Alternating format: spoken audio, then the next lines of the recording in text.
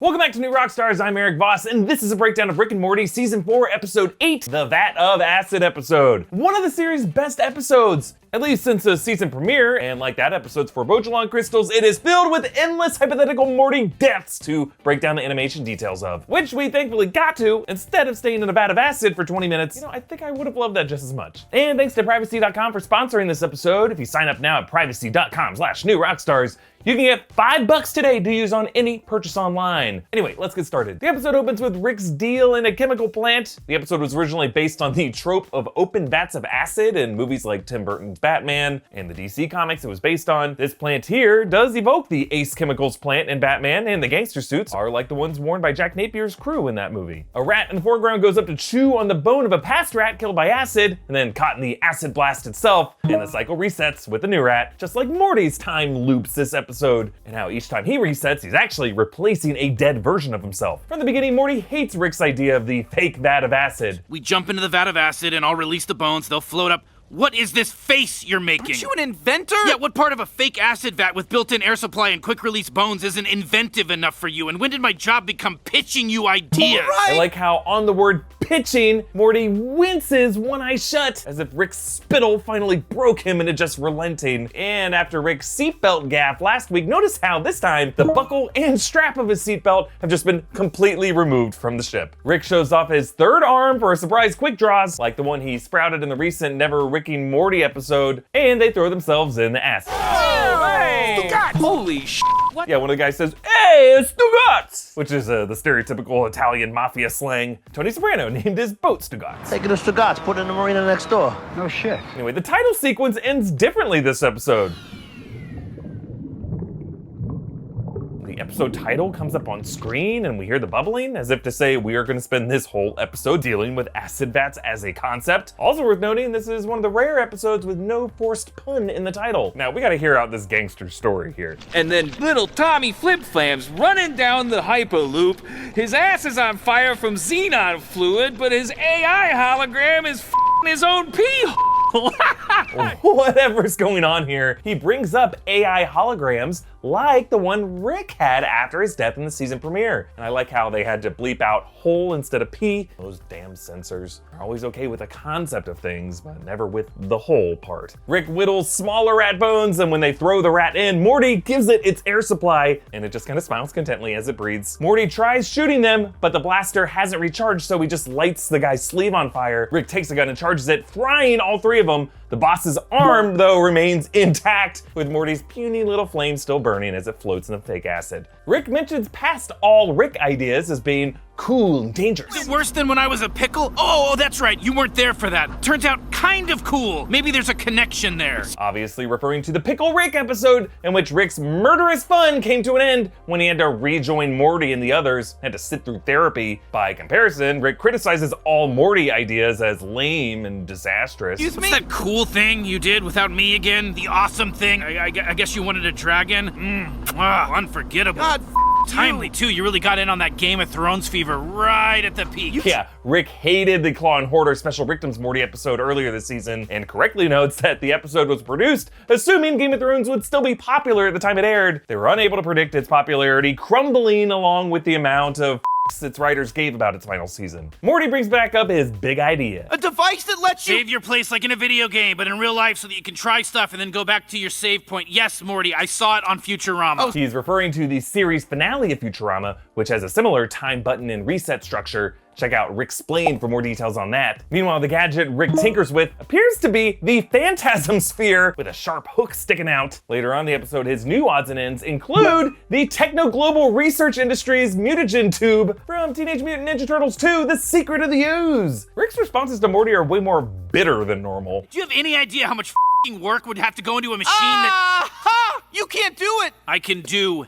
anything, Morty. Yeah, and earlier he said, You trying as hard as you can to hurt me right now proves my point. I'll let you know when you have a point, and the world will know when I try to hurt you. Rick is not screwing around this episode, and his revenge on Morty definitely has a Scott Tenorman level of commitment to it. So Rick invents Morty's device, and he first gives it to Morty after creating a loop in which he shoots him. And while it's not clear if he kills Morty here, it is still dark when you remember that Rick later reveals that a version of the person in a parallel timeline has to horrify horribly die in order for him to take his place. So Rick just shot his grandson and definitely killed another version of himself, all just to begin to make his petty point. Mr. Goldenfold returns after the season premiere. He's voiced by our bud Brandon Johnson, and he explains his fling with a rent-there axe juggler. I am now an expert blacksmith with several STDs and a broken heart. I beseech your nasty little asses to speak on the matter no further. Morty shows off these STDs by pantsing him. What's wrong with your dick? I'm allergic Not to sheepskin. Morty uses a reset to neg Jessica,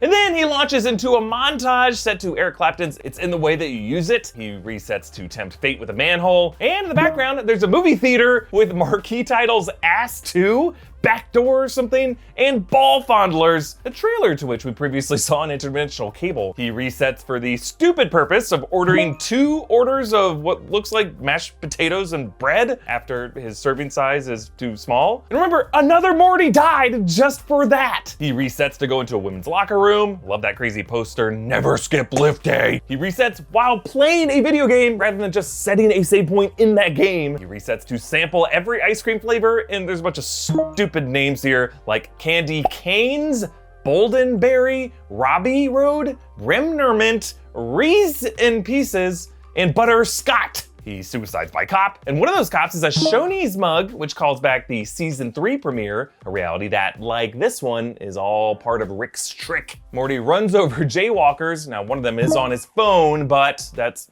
still not okay. There's also a banner on the building with a wristwatch and the word reset, kind of like what's happening here. He steals an old man's wheelchair. Now, the buildings behind him are a wine bar called Poor Decisions, and there's an orange and green checker window, the same as that of Moo's Tavern from The Simpsons. Morty engages in what looks like this gross alien orgy. The purple horse cow thing's eye twitches in ecstasy, and then over to the right, one of those heads wears a gimp mask. Morty chickens out from a porn store. The sign says used only.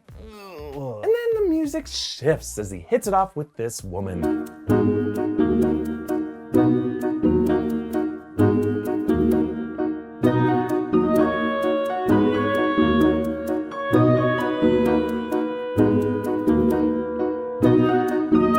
Sequence hits all the sweet and tragic notes of the dialogue-free montage that opened Pixar's Up. Her bedside photo of Morty features him striking the sexy pose, and they end up making up and flying to Alaska to see the Northern Lights, but it crashes. There's this woman behind them praying, but then gets sucked out. And now this flight number is 571, making this a nod to the tragic Uruguayan Air Force Flight 571, which crashed in the Andes in 1972, with the passengers having to resort to cannibalism, which inspired the book and film Alive, which it's what's happening here. The 4 survivors are dressed in the coats and hats similar to those of the South Park kids. With the red-orange hoodie, Morty is dressed up like Kenny, reflecting how alternate versions of Morty have died over and over. Look, before I continue, more people than ever are working from home, they're shopping from home, they're schooling from home, they're getting swifty from home, hopefully not on the floor. And with that extra time on the internet, there's more opportunity than ever for hackers to steal your information or your money. Well, thanks to Privacy.com for sponsoring this episode. Privacy lets you make online purchases using virtual burner cards for online purchases. This protects your identity and bank information on the internet, and it lets you control the limit on each virtual card. That really comes in handy with the streaming services or video conferencing apps that we're all using right now. So for example, I've set up an account with Privacy and I linked my bank account and I created a card specifically for my monthly Netflix subscription payment. Privacy will ding you with lightning fast precision if someone tries to charge the card twice, or if the card exceeds the amount you set for it. No vendor can overcharge beyond the limit that you have set. It's simple, it's fast, it's just one click. They also offer different plans. There's a free one that lets you create up to 12 cards a month. There's a pro plan where you can get 36 cards a month and 1% cash back on purchases, and then a Teams plan for small businesses. There's also a Privacy Chrome extension where you can fill out all of your card info to save time. One click and all your details are instantly entered. Just head to privacy.com/newrockstars and sign up for an account. And as a special treat for my viewers, new customers will automatically get $5 to spend on your first purchase for a limited time only.